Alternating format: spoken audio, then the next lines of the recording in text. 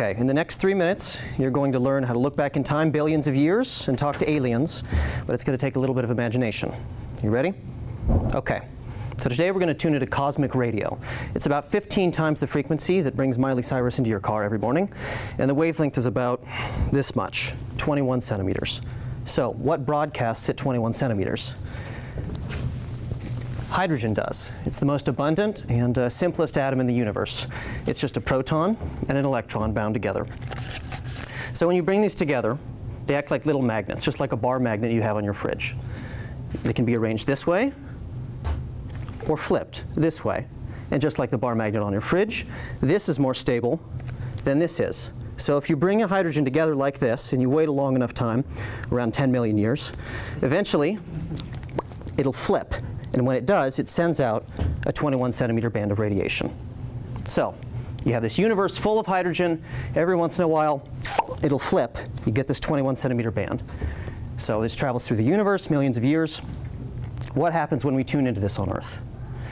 You can actually hear the velocity of the hydrogen when it's emitting this radiation. This is called the Doppler effect, and this is exactly the same thing that you get when a fire truck drives past your house.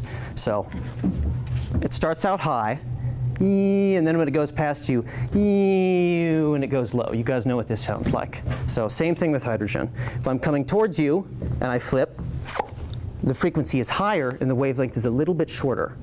If I'm moving away from you and I flip, now the wavelength is wider and the frequency is lower. Okay? So with this one powerful fact, we can now map out the velocity of hydrogen all over the universe. I can say how fast this galaxy is moving toward me or away from me, and how fast this nebula is moving, and where this one is spinning, and you have this way to map out. It's like a yardstick for much of the known universe. What's really amazing is that this is the only technique we have to get a lot of this information. We just don't have any other technique that can get us this hundreds of millions of years information. So there's one other very interesting fact.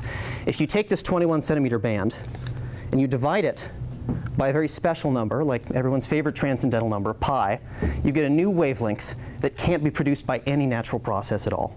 So that means if we ever hear that wavelength, or we ever broadcast that wavelength and somebody else hears it, it can't be confused for any natural process. That's proof positive that extraterrestrial intelligence exists.